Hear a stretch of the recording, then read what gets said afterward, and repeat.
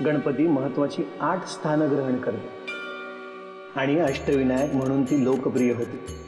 संपूर्ण कुटुंबाने आयुष्यात एकदा तरी एकत्रित यात्रा करावी। गणपती तुमची सर्व विघ्ने दूर करतील। गणपती एकटे येत नाही तर सहस्त्र लक्ष गण त्यांच्या सोबत येतात। म्हणून प्रत्येक कार्याचा शुभारंभ करताना गणपतीचे स्मरण पूजन करा, म्हणजे विघ्न तुम्हाला स्पर्शही करणार नाही।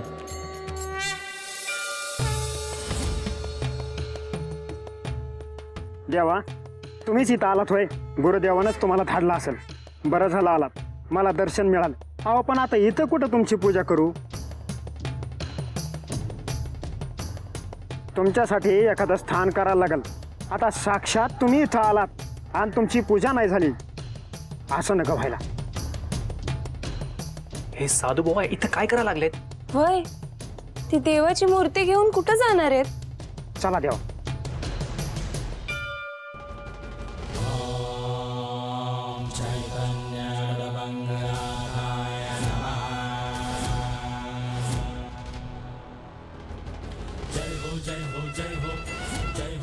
अरे बाबा, गावात इथे तिथे फिरू नको म्हणावं। आज अन्नाच्या हातनं हे काय वाचायचे नाहीत असंच दिसतंय। या साधूचीच कर्म त्याला इथं घेऊन आल्यात।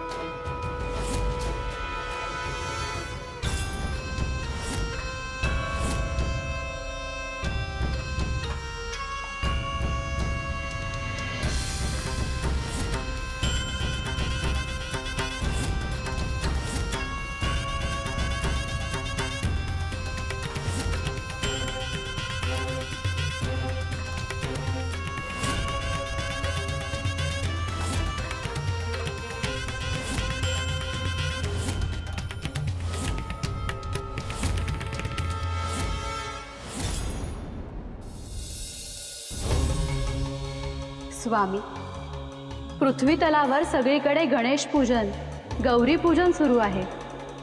श्री गणेश भक्तांवर प्रसन्न राहण्यासाठी त्यांनी अशा काळात काय करायला हवे? पार्वती, श्री गणेशाला लाल रंगाचे फूल अतिप्रिय आहे। दुर्वा प्रिय आहेत। जिथे तिन्ही त्रिकाळ गणपतीचे पूजन होते तिथे दुर्वा वाहून, लाल फूल वाहून आणि नैवेद्य म्हणून यथाशक्ती गोड पदार्थ ठेवले आणि प्रार्थना केली तर ती गणपतीपर्यंत पोहोचते।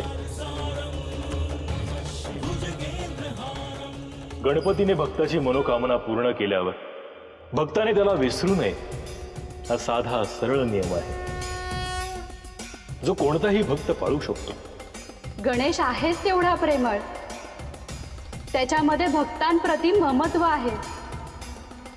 तो एवढ्याशा साध्या गोष्टीने देखील त्यांच्यावर प्रसन्न होतो। केवळ मनात श्रद्धा आणि भक्ती असायला हवी।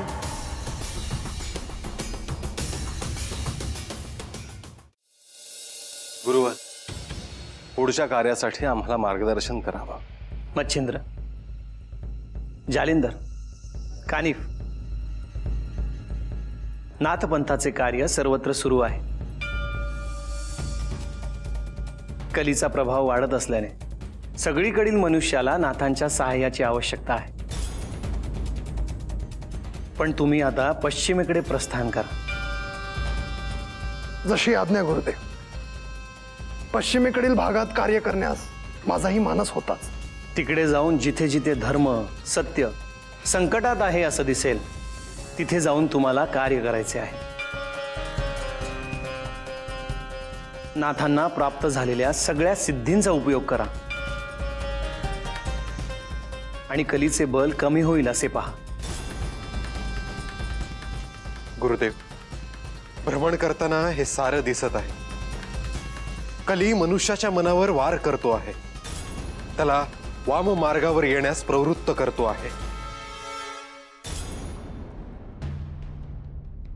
राजा परीक्षित याने कलीला अशा 4 ठिकाणी वास करायला सांगितलं जिथे अधर्माच्या वाढीसाठी पोषक गोष्टी असतील। द्यूत खेळण्याचे ठिकाण, मद्यपान करणारा मनुष्य, व्यभिचार आणि हिंसा अशा 4 ठिकाणी असत्य, मद, काम आणि क्रोध निवास करतात. कलीने अशा ठिकाणी आपले ठाण मांडल्याने त्याचं बळ वाढत जाईल. या सृष्टीवर राज्य करण्याचं त्याचं स्वप्न आणखी बळकट होत जाईल. त्यासाठी अशी ठिकाणं आणि ह्या वृत्ती नाहीशा कराव्या लागतील गुरुवार. कलीला ह्या सृष्टीमध्ये घर करण्यासाठी स्थानच मिळालं नाही तर त्याचा प्रभाव वाढू शकणार नाही. पर्यायाने सत्य आणि धर्म सर्वत्र वाढेल.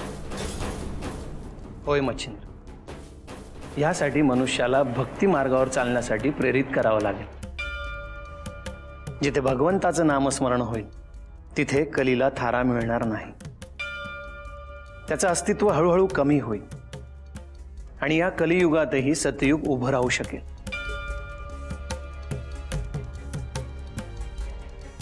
गुरुदेव, आम्ही हाच ध्यास घेऊन पश्चिमेकडे प्रस्थान करू.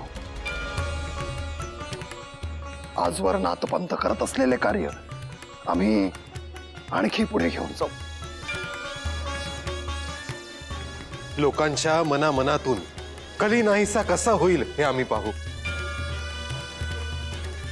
आणि सर्वत्र धर्म आणि सत्य पेरण्याचं कार्य करू. कलीने ह्या सृष्टीमध्ये पसरवलेल्या एक एक दुष्ट वृत्तीचा नाश करू.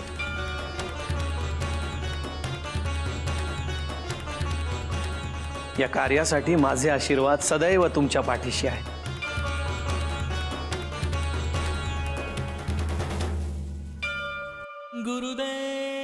शुभम भवत. गुरुदेव दत्त.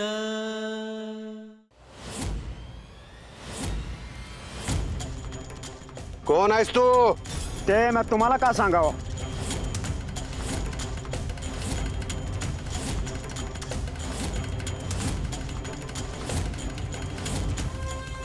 परत उलट बोलशील तर जीप छाटून टाकीन. या गावात यायचं धाडस केलंस कसं तू? हे समजी सृष्टी देवानं बनविलं आहे. इथं यायचं तर कुणाला आणि कशाचा भ्या असलं पाहिजे.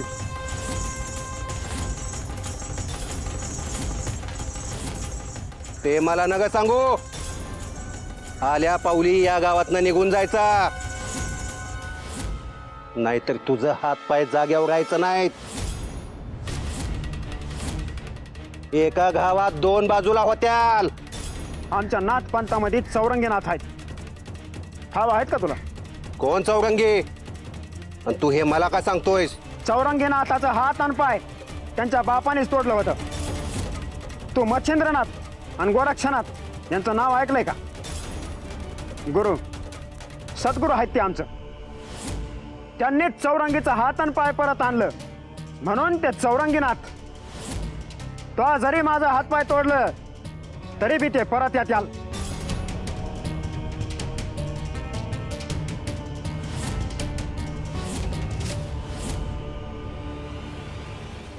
खोळा आहे का काय रे तू?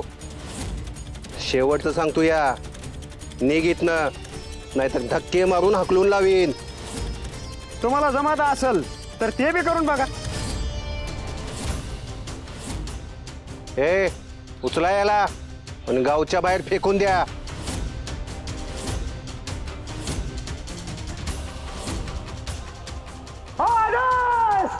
अलख निरंजन. अलख निरंजन, अलख निरंजन, अलख निरंजन हो. अलख निरंजन, अलख निरंजन, अलख निरंजन हो. अलख निरंजन, अलख निरंजन, अलख निरंजन हो. अलख निरंजन, अलख निरंजन, अलख निरंजन. काय रे, काय झालं घाबराया? माग का हटलात? धरा की आला. खाऊन नुसते माजलात तुम्ही. एका माणसाला घाबरता वय? हे बघ, तू कोण कुठला असशील मला ठाव नाही. दुपार झाली, सूर्य माथ्यावर आलाय. थोड्या वेळात गावातून निघून नाही गेलास तर तुझ्या हातापायाला दगड बांधून या गावाच्या आडात ढकलून देईन तुला. मला बी बघायचं आहे तुमच्या गावचा आड आहे तरी कसा.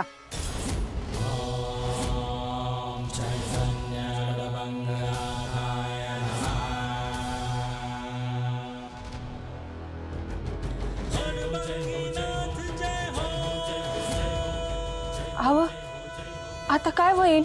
अगं काय होईल म्हणजे काय? आज यो बाबा जातोय कामातून. यो बाबा उगाच अण्णाला नडतोय. आता मलाच लय भीती वाटायला लागली बघा. आज गावात काहीतरी आखरीत घडेल असं दिसतंय.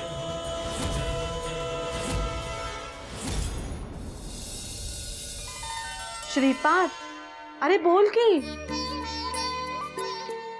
श्रीपाद, तुला सगळीकडे सगळे ओळखतात. तुला एकांत मिळेल याची खात्री आहे? मिळेल.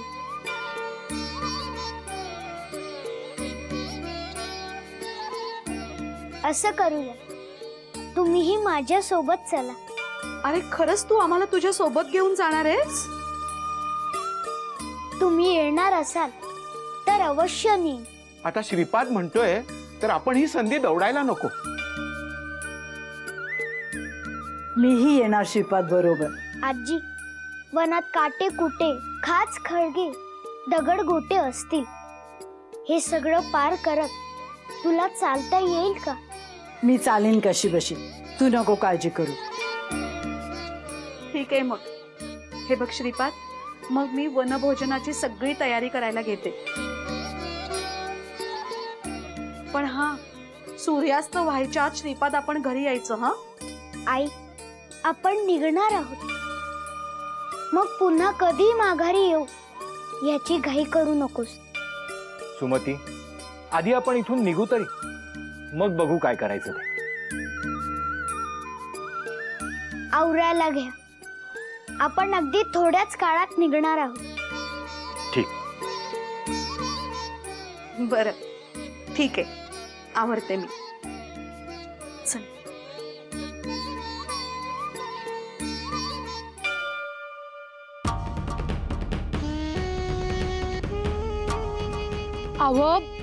अहो आपल्या गावात कोणतर खुळा आलाया.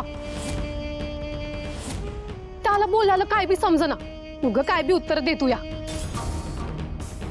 वय हाय की, तो काय तिकडे बसलाय?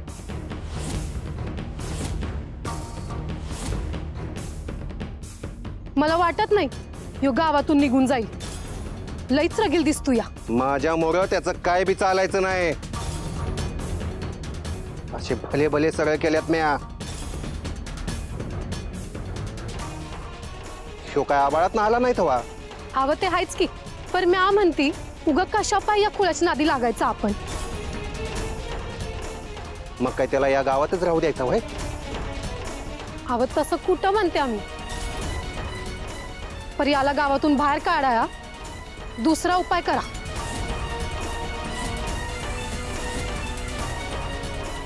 तूच सांग आता काय करायला पाहिजे. हे बघा, गावातील समधी लोक घराची कवाड लावून बसल्यात.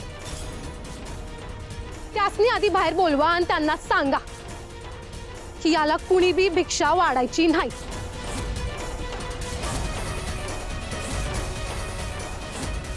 पोटात आग पडली का नाही का आपोआप निघून जातोय तो. उगा आपले हात काळ करायची गरज नाही.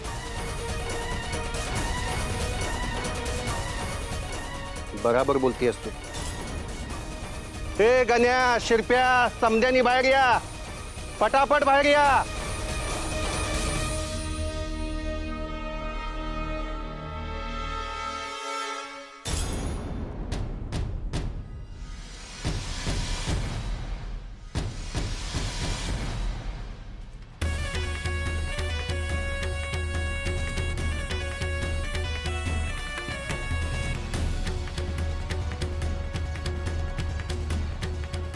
तो तिकडे बसलेला दिसतोय का?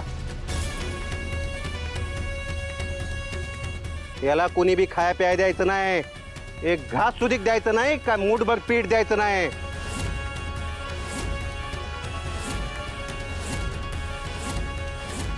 पाणी मागितलं तरी नाही म्हणा, आणि जो कोणी हे पाळायचं नाही त्याला भर चौकात मरस्तवर चाबकाचे फटके पडत्याल.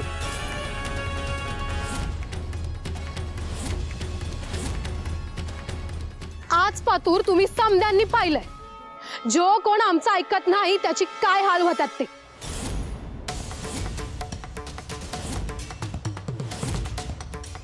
आला का नाही ध्यानात? चल ग तुळसा.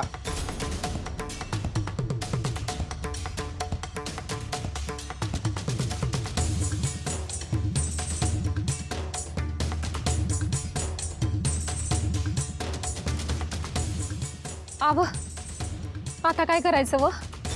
अगं आपण काय करणार, अण्णांनी सांगितलं म्हणजे ऐकाया पाहिजे. तो बाबा कशा पायी आलाय काय माहित आपल्या गावात, त्याच्यामुळे आपल्या समजाच त्रास होतोय.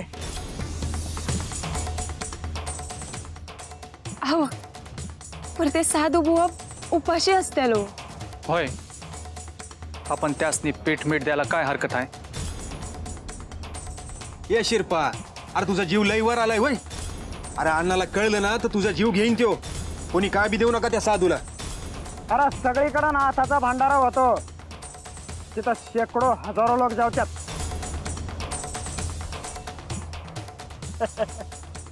अरे तुम्ही मला काय देणार? एक दिवस मॅच तुमसले समजा देणार.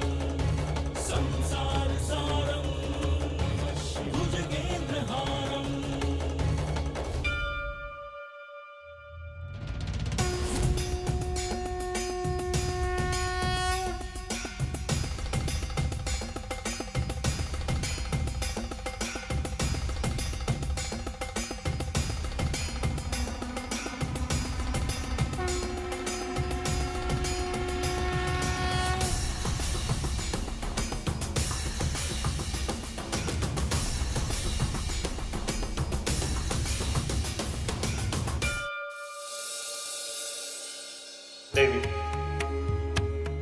गणपतीला सुद्धा संकटाला सामोरं जावं लागलं होतं.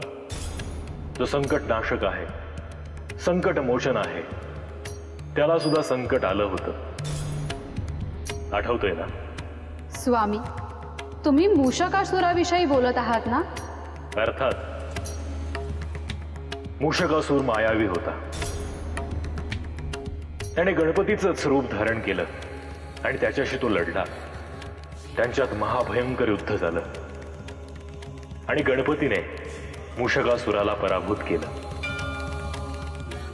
जेव्हा मूषकासूर गणपतीला शरण गेला तेव्हा त्याने त्याला मूषक व्हायला सांगितले आणि स्वतःचे वाहन केले. स्वामी, शुभ आणि अशुभाचा हा संघर्ष अनंत काळापासून सुरूच आहे. हा न थांबणारा संघर्ष आहे पार्वती. काळ कोणताही असो, युग कोणतंही असो, तिथे चांगल्या वाईट प्रवृत्तींमध्ये हा संघर्ष होतच राहील. नाथांनी धर्माची पुनर्स्थापना करण्याचे कार्य हाती घेतले, परंतु त्यांनाही विरोध झालाच. ही सृष्टी देवगुणी आणि दैत्यगुणी अशा दोन प्रवृत्तीच्या लोकांमध्ये विभागली गेली आहे. कधी असुर शक्ती बलवान होतात तर कधी देवगुणी सज्जन लोक बलवान होतात. पण सृष्टीचं संतुलन राखण्यासाठी सज्जनांचं बळ वाढत गेलं पाहिजे. त्यासाठी भक्तांनी गणेशाची आराधना करायला हवी. भक्तांनी गणेशाची प्रार्थना करायला हवी की सज्जनांचं रक्षण कर आणि दुर्जनांचं निर्दालन. श्री गणेश अवश्य त्यांची प्रार्थना ऐकतो.